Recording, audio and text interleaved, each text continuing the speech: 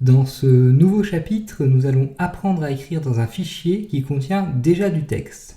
Et pour cela, donc, il faut déjà nous intéresser à la problématique de la place du curseur interne.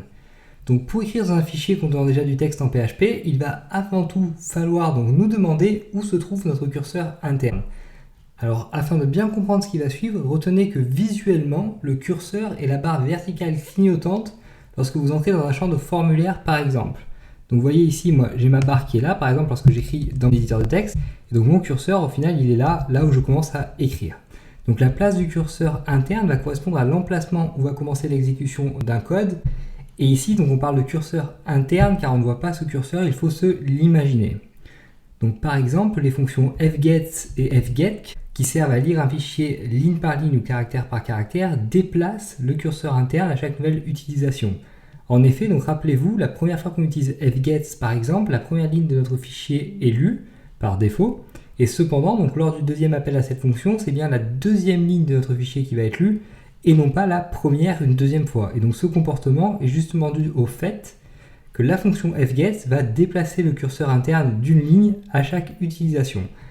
Donc lors du premier appel à la fonction, le curseur se situe normalement au début du fichier, la fonction est appelée, la première ligne du fichier est lue et la fonction déplace le curseur interne au début de la deuxième ligne, et etc. etc. Donc ainsi, lorsque la fonction est appelée une nouvelle fois, c'est la ligne courante du fichier qui est lue, c'est-à-dire celle où se situe le curseur, donc la deuxième ligne, puis la troisième ligne pour la troisième fois, puis la quatrième ligne, etc. donc jusqu'à la fin du fichier. Alors vous devez savoir que selon le mode d'ouverture utilisé pour créer notre fichier, le curseur va se situer à un endroit différent dans notre fichier. Donc cela va évidemment impacter toutes les opérations qui vont pouvoir être faites sur ce fichier par la suite. Et pour cela, donc, il est essentiel de connaître à quel endroit chaque mode va placer notre curseur interne. Donc ici c'est très simple, retenez simplement qu'il n'y a que le mode A et A+, qui place le curseur en fin de fichier, et tous les autres modes, c'est-à-dire R, R+, W, W+, et X, X+, placent le curseur en début de fichier. Donc comme vous pouvez le constater, quel que soit le mode d'ouverture du fichier choisi, le curseur interne va toujours pointer soit au début, soit à la fin du fichier. Donc pour écrire maintenant du texte à un endroit précis dans notre fichier, nous allons donc devoir déplacer le curseur à l'endroit souhaité. Et pour cela, nous allons utiliser la fonction fseek. Alors cette fonction va prendre en argument l'information envoyée par fopen déjà, ainsi qu'un nombre correspondant à la nouvelle position en byte du curseur, donc position calculée par rapport au début du fichier. Alors notez cependant que si vous utilisez les modes A et A+, pour ouvrir votre fichier, utiliser la fonction fseek ne produira aucun effet et votre curseur pointera toujours en fin de fichier. Donc faites très attention avec ces modes A et A+, car une nouvelle fois, donc fseek n'aura aucun effet. Donc nous savons maintenant précisément comment déplacer notre curseur interne grâce à fseek pour ajouter du texte où on le souhaite dans notre fichier en PHP. Et un dernier problème va se poser à nous, celui de la réécriture des fichiers, c'est-à-dire l'overwriting en anglais. Alors vous devez en effet savoir que si vous essayez d'insérer du texte au début ou en milieu d'un fichier possédant déjà du texte, le nouveau texte va être écrit par-dessus l'ancien. Ce qui n'est normalement pas le comportement souhaité, parce que généralement on souhaite introduire du texte dans un fichier et non pas écrire par-dessus un autre texte. Donc on va immédiatement prendre un exemple ensemble pour bien comprendre cela. Et donc pour cela, moi je vais utiliser donc toujours mon fichier exemple.txt ici. Et je vais vouloir par exemple ajouter du texte. Donc pour cela, je vais utiliser bien évidemment, comme je vous l'ai dit, tout d'abord donc fopen pour ouvrir mon fichier. Donc fichier égale fopen de exemple.txt et je vais ouvrir avec le mode R+, comme cela. Ensuite donc je vais créer une variable texte dans laquelle je vais stocker le texte, par exemple donc insertion de texte ici avec un retour à la ligne créée en PHP. Et j'ai plus qu'à utiliser maintenant ma fonction fseek, donc fseek, qui prend en premier argument l'information envoyée par fopen et en deuxième argument donc l'endroit où je vais insérer mon texte. Donc moi je vais mettre par exemple à 10 bytes du début du fichier donc. Ensuite on utilise bien évidemment fwrite pour ajouter effectivement le texte donc contenu dans la variable texte. En fait, fseek ne sert bien évidemment qu'à modifier la place du curseur et on écrit avec la fonction fwrite. J'espère que vous l'avez bien compris.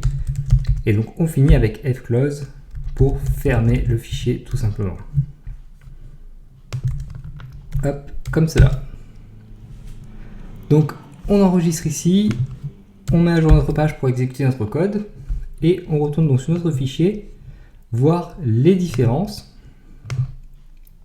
Donc lorsque je retourne sur mon fichier ici, vous vous rendez compte que le résultat n'est pas celui attendu. Donc comme je vous l'avais dit précédemment, donc, en effet mon texte a remplacé l'ancien texte plutôt que de venir s'ajouter à cet ancien texte. Vous voyez ici, hop, on a insertion de texte qui correspond au contenu de notre variable texte ici, qui est bien présent dans mon fichier exemple.txt, mais cependant donc il est présent aussi au 10e byte de mon fichier, du début de mon fichier exemple.txt, donc celui-là tout va bien. Mais vous vous rendez compte, donc il a écrasé le texte qu'il y avait précédemment dans ce fichier. Donc si je retourne en arrière moi, vous voyez qu'on va pouvoir effectuer diverses opérations. Et donc mon nouveau texte a supprimé donc la fin de pouvoir et effectuer diverses. Donc ce n'est pas le comportement souhaité normalement. Donc moi je vais récupérer mon ancien texte de mon fichier exemple.txt donc pour les exemples suivants. Je vous invite à faire de même. Alors vous devez savoir que cela, donc si ce n'est pas le comportement souhaité généralement, c'est cependant le comportement par défaut du PHP. Et donc pour insérer du texte au milieu d'un fichier sans effacer le précédent, il va falloir trouver un moyen détourné finalement. Et donc nous allons devoir procéder de façon méthodique ici et être un petit peu rusé. Donc tout d'abord, nous allons devoir lire notre fichier et récupérer la partie de son contenu qui se situe avant le point d'insertion de notre nouveau contenu. Donc point d'insertion qu'on détermine nous-mêmes. Donc nous écrirons cette partie de contenu dans notre fichier temporaire. Ensuite, nous allons ajouter notre nouveau contenu dans ce fichier temporaire. Comme nous ajoutons les données en fin de fichier, il n'y a pas de problème de réécriture. Nous n'avons alors ensuite plus qu'à récupérer la deuxième moitié du contenu du fichier d'origine et à l'écrire en fin de notre fichier temporaire. Et donc finalement, nous allons supprimer l'ancien fichier et renommer notre fichier temporaire avec le même nom que notre ancien fichier. Et donc cela aura pour effet finalement de remplacer notre ancien fichier par notre nouveau fichier qui va contenir tout le texte souhaité. Donc on va illustrer cela avec un exemple immédiatement car je peux comprendre que ça passe beaucoup d'étapes d'un coup et ce soit pas forcément facile à s'imaginer. Donc ici, pensez bien une nouvelle fois à restaurer donc, le texte de votre fichier exemple.txt afin de travailler sur des bases normales et saines. Donc on va commencer déjà ici par créer une première variable qu'on va appeler par exemple départ. Égale donc exemple.txt comme cela. Ensuite on crée une deuxième variable qu'on appelle temporaire. Et donc, pour créer un fichier temporaire, on va utiliser cette fois-ci donc l'extension tmp et non pas txt. Donc ici, je vais mettre exemple.tmp pour temporary file. Donc, dès que cela est fait, donc nous allons utiliser ces variables bien évidemment par la suite. Alors, dès que ça c'est fait, on va maintenant ouvrir notre fichier de base. Donc ici, je crée une variable que j'appelle par exemple fichier, tout simplement. Donc fopen, donc l'adresse de mon fichier ici correspond au contenu de ma variable départ. Et on va ouvrir avec le mode R par exemple. Ensuite, donc, on crée une deuxième variable qu'on appelle par exemple temp w. Donc égale cette fois-ci fopen de temporaire et on ouvre avec le mode W ici. Hop, donc comme cela ici, ici et ici. Donc ici on a simplement ouvert nos deux fichiers, donc notre fichier .txt et notre fichier exemple.tmp. Ensuite, donc, on va ne lire qu'une partie de notre fichier de départ. Et on va donc écrire cette partie dans notre fichier temporaire. Pour cela, donc, on va utiliser fread pour lire la partie du fichier que l'on souhaite et fwrite pour l'écrire dans notre fichier temporaire. Donc moi, je vais faire les deux opérations en une. Donc je vais utiliser fwrite et je vais lui passer en argument, donc tout d'abord, mon information donc renvoyée par fopen par rapport à mon fichier temporaire, c'est-à-dire temp w, et ensuite donc fread de cette fois-ci fichier, et on va aller par exemple jusqu'à 27 bytes. Donc en fait ici on lit les 27 premières bytes de notre fichier de base et on les écrit dans notre fichier temporaire. Donc notre fichier temporaire contient les 27 premières bytes de notre fichier de base. Donc maintenant il nous reste à écrire notre nouveau texte à la fin de notre fichier temporaire. Donc chose qu'on va faire dès maintenant. Donc pour cela on crée une variable qu'on appelle txt par exemple, dans laquelle on place le texte, on va dire texte inséré, comme cela. Donc ici, vous devrez utiliser les guillemets et non pas des apostrophes, tout simplement parce que sinon ça risque de mal fonctionner au niveau des retours à la ligne, c'est-à-dire des anti/n qui risquent de ne pas être interprétés dans le cas donc, de l'insertion de texte dans un fichier. Donc pour cela, utilisez plutôt des guillemets plutôt que des apostrophes. Donc on écrit donc le contenu de notre variable txt dans notre fichier temporaire, donc fwrite donc de temporaire temp w ici, et le contenu de notre variable txt ici, comme cela. Et donc il ne nous reste plus qu'à écrire la deuxième partie de notre fichier de base, de notre fichier temporaire maintenant. Donc pour cela, on va à nouveau utiliser la fonction fwrite ici, donc fwrite de temp w comme d'habitude. Et ici, on va lui passer en deuxième argument donc le résultat de fread donc de fichier ici. Et on va également utiliser la fonction file size, donc afin de ne récupérer que la partie après les 27 premières bytes de notre fichier donc de départ. Donc ici, il faut bien préciser file size de départ ici. Et on va mettre moins 27, ce qui va avoir pour effet donc de commencer au 28e byte, donc la récupération du fichier et donc l'écriture dans le fichier temporaire tout simplement.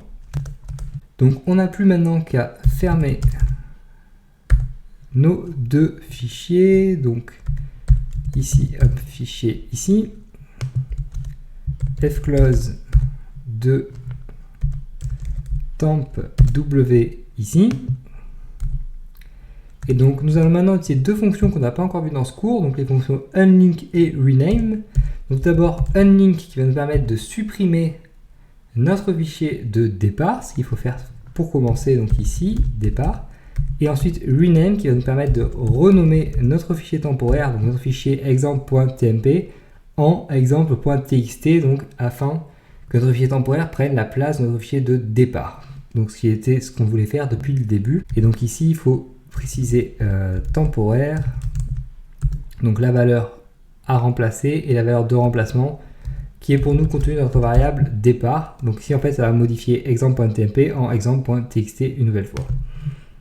Donc on enregistre, ici on exécute et on va voir du côté de notre fichier si tout a bien fonctionné.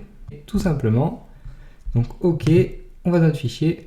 Et donc vous voyez qu'ici on a bien réussi à insérer donc le texte inséré ici à partir du 27e byte de notre fichier de départ et sans donc overwriter, c'est-à-dire sans écrire par-dessus notre fichier de départ. Vous voyez qu'on a toujours bien, on va pouvoir effectuer diverses opérations sur les fichiers en PHP qui étaient le texte de notre fichier de départ. Vous voyez que le texte a bien été inséré au milieu, donc ici je n'ai pas très bien choisi ma démarcation parce que j'ai écrit donc mon texte inséré au milieu d'un mot, ce qui n'était pas forcément le plus malin. J'ai pas vraiment fait gaffe, j'ai écrit un petit peu au hasard 27 bytes. Mais vous voyez encore une fois, donc on a bien inséré du texte et non pas remplacé du texte. Et donc notez simplement donc l'utilisation ici des fonctions file size donc qui nous servent véritablement à récupérer seulement la deuxième partie de notre fichier de départ pour l'écrire à la fin de notre fichier temporaire.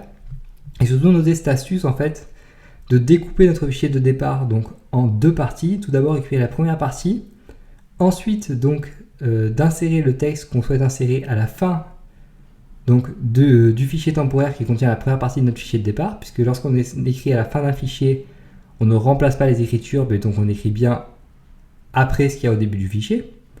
Et donc pour finir, donc récupérer la deuxième partie de notre fichier de départ et la mettre à la fin du fichier temporaire. Et donc finalement, effacer le fichier de départ et transformer le nom du fichier temporaire en fichier de départ, donc pour que l'illusion soit parfaite. Donc notez quand même tout de même qu'ici nous commençons à rentrer dans des codes PHP relativement complexes. Donc c'est pour cela d'ailleurs tout à l'heure que j'ai écrit le code sans trop vous parler, car il fallait moi-même que je me concentre un petit peu afin de ne pas faire d'erreur.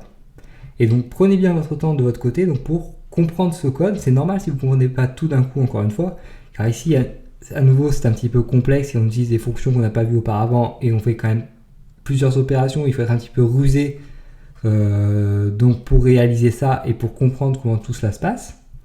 Donc si vous ne comprenez pas tout d'un coup, c'est pas très grave, donc prenez le temps véritablement d'avancer à votre rythme et n'hésitez pas surtout à revenir sur ce genre de chapitre par la suite, donc lorsque vous aurez fini ce cours par exemple, et que vous aurez donc une meilleure connaissance du PHP, car cela vous semblera certainement plus facile et vous comprendrez certainement mieux la logique donc, qui se trame derrière tout cela. Donc nous on en a fini pour ce chapitre. Et dans le prochain chapitre, donc, nous terminerons avec les opérations sur les fichiers en nous concentrant sur les instructions include et require.